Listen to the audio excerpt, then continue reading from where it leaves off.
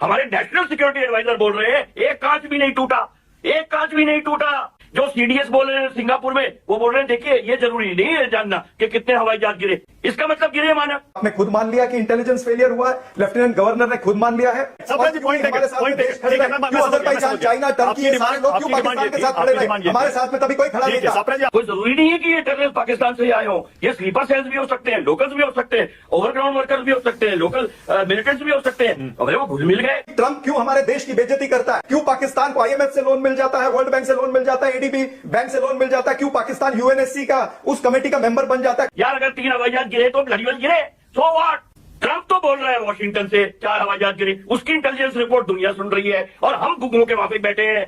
ये बात ठीक नहीं है। यानी जो विदेश मंत्री जयशंकर, जिनको मैं लेजर शंकर कहूंगा, उनकी लेजर भी कोई काम में नहीं आई। वो तस्वीरें जो है, फिर उन्होंने जो पहले कहा था विदेश में जाकर के हमारे पास में तस्वीरें आतंकियों की जल्द पकड़े जाएंगे, लेकिन वो तस्वीरों को भी उनको खारिज करना पड़ा। ऐसे सरकार ने कई सारे हैं। बहुत अच्छे पत्रकार हैं आप। एक सवाल का जवाब मेरा दे दीजिए। आपसे सवाल यह है कि ट्रंप ने कहा है आई लव यू पाकिस्तान। अब मुझे बताइए कि यह ट्रंप ने ठीक कहा या गलत कहा? आसिफ मुनीर को अपनी टेबल पर खाना खिलाया और हमसे कोई बात कर रहे हैं, तो आप यह बताइए कि मैं आपसे जवाब चाहता हूं। आज आप दुनिया से सवाल करते हो, बहुत तीखे और धारदार सवाल करते हैं। आप मुझे बताइए आई लव यू पाकिस्तान का मतलब क्या होता है? आपकी बात, फिर हम आगे की बात करें। आपकी बात हो गई तो आपको तो सब पता है, आप अंतर्यामी हैं। नहीं, अभी नहीं। आपको यह भी पता है कि डोनाल्ड ट्रंप ने बटर चिकन खिलाई, कि तंदूरी चिकन खिलाई, नान खिलाई, कोरमा खिलाया, आपको सब पता है। आप मुझे क्या पूछ रहे हैं? अरे मामले से हटने की कोशिश कर रहे संगीत रागी साहब, इसको कहते हैं पतली गली से निकल जाओ।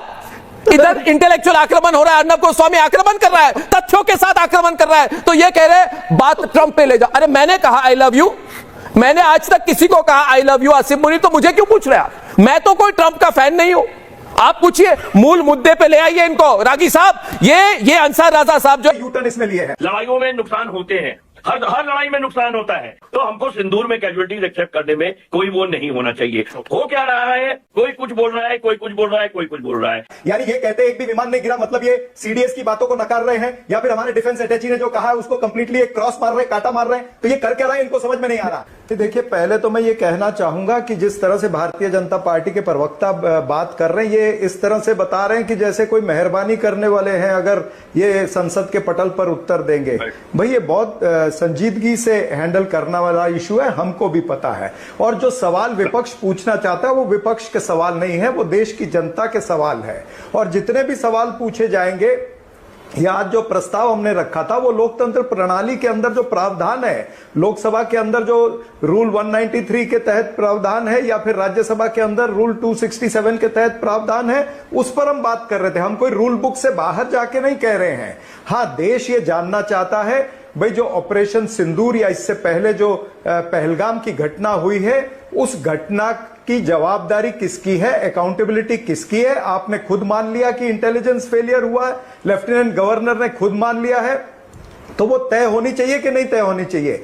फिर हमारी एजेंसियां आज तक उन कातिलों को, उन आतंकियों को पकड़ नहीं पाए। उनकी जो तस्वीरें भी आपने डिक्लेयर करी थी, वो तस्वीरें भी खुद आपने कहा कि ये अब तस्वीरें गलत है। यानी जो विदेश मंत्री जयशंकर, जिनको मैं लेजर शंकर कहूंगा, उनकी लेजर भी कोई काम में नहीं आई।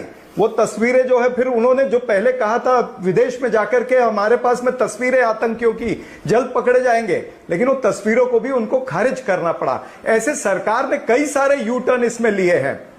फिर ट्रंप ने जो 24 बार क्लेम किया है कि मैंने युद्ध रुकवाया, उन्होंने तो खुलेआम कह दिया कि मैंने नरेंद्र मोदी जी से बात की थी और पाकिस्तान में मैंने आसिफ मुनीर से बात की थी। ये तमाम सारी चीजें कही है। ट्रेड का हवाला देकर के उन्होंने एक बार नहीं 24 बार कहा है कि मैंने ट्रेड की धमकी देकर के युद्ध को रुकवाया। फिर जो CDS साहब ने कहा, या फिर जो आदरणीय डेप्यूटी आर्मी चीफ जो है लेफ्टिनेंट राहुल सिंह जी ने, या फिर इंडोनेशिया में जो हमारे डिफेंस अटैची ने जो बातें कही है, वो बहुत संगीन बातें हैं, बहुत इंपॉर्टेंट बातें हैं। उसके ऊपर देश के पास जाने, अपने किसी भी कोलीग के स्टेटमेंट के ऊपर मैं कोई कमेंट नहीं करूंगा, that will be very unprofessional. और ना ही मैं किसी पॉलिटिकल चिक में पढ़ूंगा। इतना जरूर कहूंगा कि हमारे जितने भी इंस्टीट्यूशन हैं, जितने भी बड़े दफ्तर हैं, जितने भी बड़े बड़े हमारे एस्टेब्लिशमेंट्स हैं, वहां पे बड़े बड़े अक्षरों में लिखा हुआ होता है सत्यमेव जयते, सत्यमेव जयते, that means the truth must prevail. मैं तो ये मानता हूं कि अब ये जो संसद में एग्री किए हैं इतने देर के बाद, और ये शायद किए भी इसी वजह से है क्योंकि इसके ऊपर में हल्ला गुल्ला हो रहा था, नहीं तो शायद एग्री भी ना करते, लेकिन अब एग्री कर गए हैं। I accept as a very good gesture on the part of the government to agree to the discussion, but we the people of India have the right to know what is the truth. 2 महीने से ज्यादा लगे इन्हें सिर्फ ये agree करने में कि हमने इस मुद्दे पर बात करनी है, और अब जो मानसून सीजन है, जो सावन का उनका कोई पार्लियामेंट सेशन होता है, उसमें ऑपरेशन सिंदूर पर बात होगी कि वो कितना नाकाम हुआ या कितना ये सो कॉल्ड कामयाब हुआ। पर इस्लाम साहब ने, जफर साहब ने बात करी सेंसिटिविटी की, कि कुछ एक बात है जो कि सेंसिटिविटी, देखिए लड़ाइयों में नुकसान होते हैं, हर लड़ाई में नुकसान होता है, तो इतनी सेंसिटिव चीज नहीं है कि उसको एक्सेप्ट करने में। मैं आपको कारगिल का एग्जाम्पल देता हूं मानक। कारगिल में हमने ये नहीं बोला 200 मरे, 400 मरे, 600 मरे, हमने बोला 527, एक जवान जो गिरा वो हमने किया। हमने ये नहीं बोला कि 800 जख्मी हो गए या 900 जख्मी हो गए, राउंड अबाउट फिगर नहीं दिया। हमने बोला 1117 लोग जो है जख्मी हुए। तो जब हम कारगिल में, जो कि लड़ाई नहीं थी, मतलब it was not a war, it was a local conflict, हम एक्सेप्ट कर रहे थे कैजुअलिटीज, तो हमको सिंदूर में कैजुअलिटीज एक्सेप्ट करने में कोई वो नहीं होना चाहिए। हो क्या रहा है, कोई कुछ बोल रहा है, कोई कुछ बोल रहा है, कोई कुछ बोल रहा है। जो सपरा साहब ने बात, आप जरा साथ जीडी बख्शी की शक्लें भी मुलाहिजा कीजिएगा, बोली, मैं उससे सहमत हो रहा हूं कि, और जफर इस्लाम साहब भी वही कह रहे हैं कि हमने उनको कह दिया था कि हम आपके सिर्फ मिलिटेंट टारगेट्स में आएंगे, मिलिटेंट कैंप्स में आएंगे। इसका मतलब जो आपको करना चाहिए एयरफोर्स लॉन्च करने से पहले, suppression of enemy air defence, SEAD operations, ये एक स्टैंडर्ड ऑपरेटिंग प्रोसीजर है एयरफोर्स का, वो शायद नहीं किया गया। वही बात उसने मिलिट्री अटैची ने बोली, वही बात, लेकिन हमारे नेशनल सिक्योरिटी एडवाइजर बोल रहे हैं एक कांच भी नहीं टूटा, एक कांच भी नहीं टूटा। और वो उधर बोल रहे हैं हमने तो सिर्फ मिलिटेंट कैंप्स पे अटैक किया है। जो सीडीएस बोल रहे हैं सिंगापुर में, वो बोल रहे हैं देखिए ये जरूरी नहीं है जानना कि कितने हवाई जहाज गिरे, पर ये जानना जरूरी है कि क्यों गिरे। इसका मतलब गिरे मानक। अरे भाई, जो बख्शी साहब ने बोला सही है यार, अगर 3 हवाई जहाज गिरे तो ब्लडी वेल गिरे, सो व्हाट, वी ठोक out bloody 8 of them, 9 of them. Trump तो बोल रहा है वॉशिंगटन से 4 हवाई जहाज गिरे, उसकी इंटेलिजेंस रिपोर्ट दुनिया सुन रही है और हम गुग्गों के माफिक बैठे हैं। ये बात ठीक नहीं है। तो ये संसद में अब हो जाएगा, 26 घंटे मिले हैं इसमें।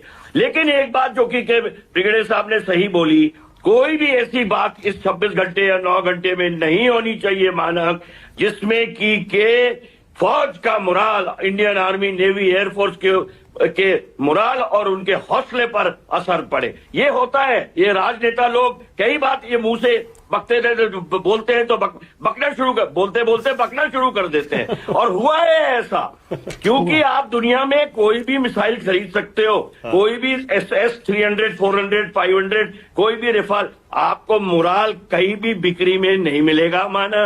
और वो भी मुराल, फौलादी मुराल जैसा हमारा इंडियन आर्मी का है, इंडियन एयरफोर्स का है। इस बात का जरा हमारे दोनों जो पॉलिटिकल वक्ता है अपनी अपनी पार्टीज को कन्वे कर दें।